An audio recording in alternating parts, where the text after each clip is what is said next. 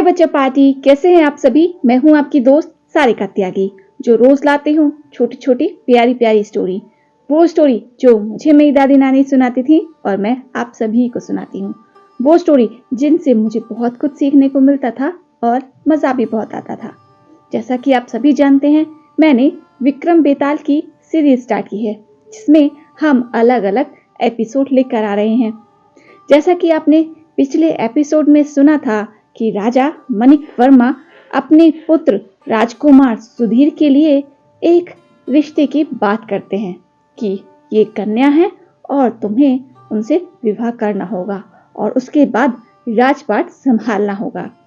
अब हम नए एपिसोड में नई आगे की कहानी सुनेंगे, पर उससे पहले मेरी आप सभी से रिक्वेस्ट है कि प्लीज आप स्टोरी सुनते हैं तो प्लीज वीडियो को लाइक जरूर कीजिए, और हाँ, जिसने भी चैनल को सब्सक्राइब नहीं किया है प्लीज याद से चैनल को सब्सक्राइब भी कर लीजिए। प्लीज आप बेल आइकन को जरूर दबाइए, वो एकदम फ्री है। प्लीज कर दीजिए और हम सुनते हैं आगे का अपना एपिसोड। जैसा कि आपने पिछले एपिसोड में सुना था कि राजा अपने राजकुमार को एक चित्र दिखाते हैं और कहते हैं कि तुम्हें इनसे ही विवाह करना होगा और यही तुम्हारी जीवन साथी होंगी। अब हम आगे का कहानी सुनते हैं।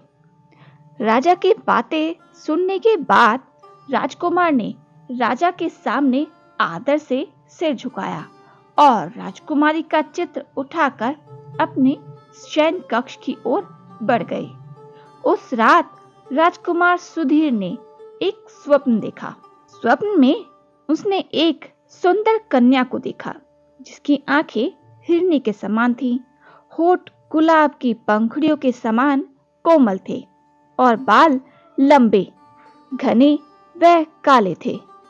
उस कन्या ने राजकुमार की ओर प्रेम से देखा और उसने अपने आलिंगन में लेने के लिए अपने बाहें राजकुमार की ओर फैला दी।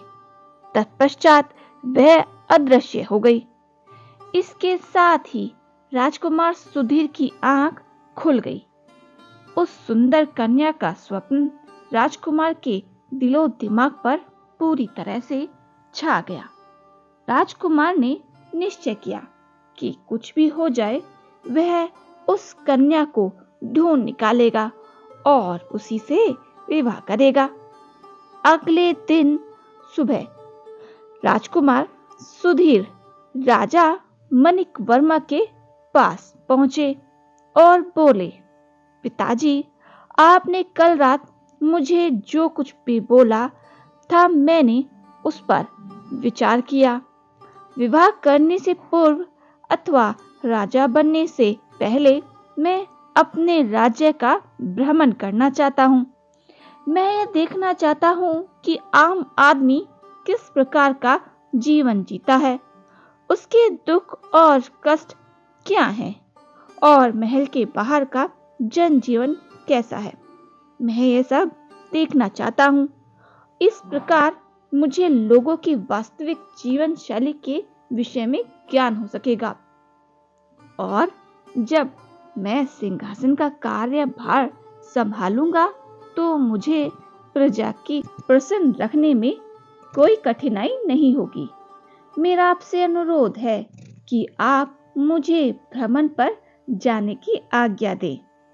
राजा मणिक वर्मा ने राजकुमार को भ्रमण पर जाने की आज्ञा तुरंत दे दी, क्योंकि राजा अपने पुत्र के कोमल विचारों से अत्यंत प्रभावित हुए थे।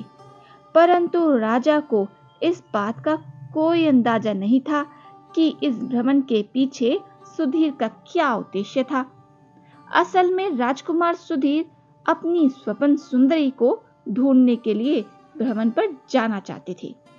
अगले दिन राजकुमार ने साधारण वस्त्र धारण किए और कुछ धन व एक घोड़ा लेकर महल से निकल पड़े अपनी स्वप्न सुंदरी की तलाश में। राजकुमार ने राज्य को कोना कोना छान मारा।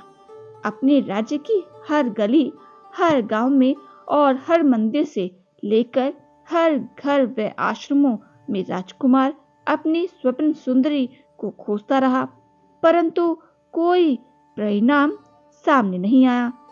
इसके पश्चात राजकुमार मणिद्वीप निकटवर्ती पड़ोसी राज्यों में भी गया, परंतु अगले 2 महीनों में भी राजकुमार अपनी स्वप्न सुंदरी को खोज नहीं पाया। तब भारी हृदय से राजकुमार मणिद्वीप वापस लौट आया।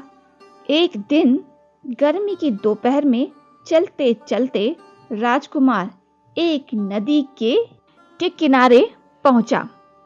वह बहुत थका हुआ था, अतः कुछ देर विश्राम करने के लिए वहीं रुक गया। अपने घोड़े को उसने नदी किनारे उगी घास को चरने के लिए छोड़ दिया। इसके बाद राजकुमार एक घने पेड़ के नीचे लेट गया। ठंडी हवा के झोंकों से शीघ्र ही राजकुमार की आंख लग गई।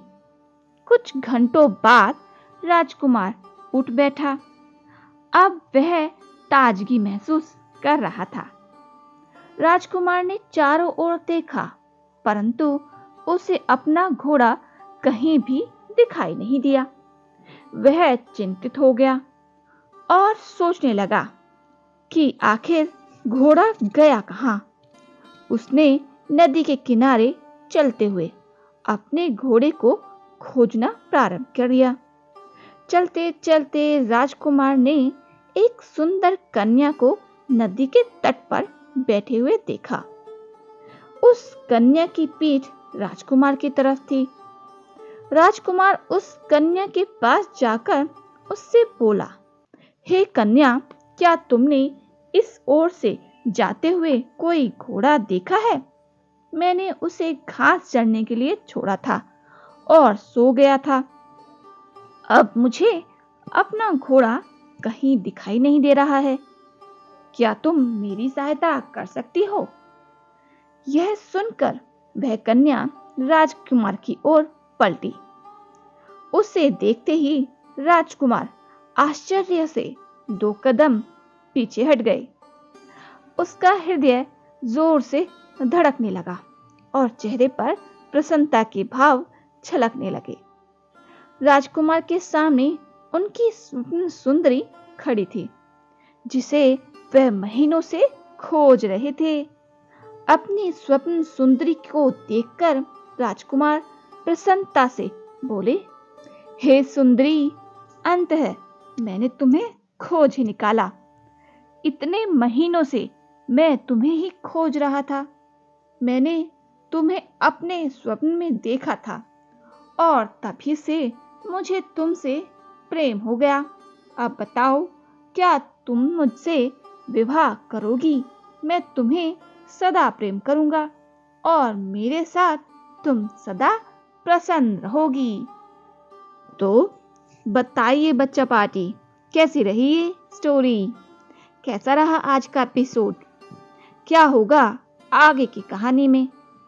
क्या राजकुमार सुधीर अपनी स्वप्न सुंदरी से विवाह करेंगे या उन राजकुमारी से जिनका विवाह प्रस्ताव हमारे राजन लेकर आए थे? क्या होगा? क्या स्वप्न सुंदरी उनका विवाह प्रस्ताव स्वीकार करेंगी? आगे क्या होगा कहानी में, उसको सुनने के लिए आपको अगला एपिसोड सुनना होगा। तब तक आप इस स्टोरी को एंजॉय करिए और हमारे नए एपिसोड का इंतजार कीजिए। हम जल्दी ही अपना नया एपिसोड लेकर आएंगे, पर उससे पहले एक रिक्वेस्ट है कि आप वीडियो को लाइक कीजिए और हाँ, बहुत से लोग तो चैनल को सब्सक्राइब भी नहीं किए हैं। प्लीज चैनल को सब्सक्राइब जरूर कीजिए। तब तक आप अपना ख्याल रखिए। Bye bye.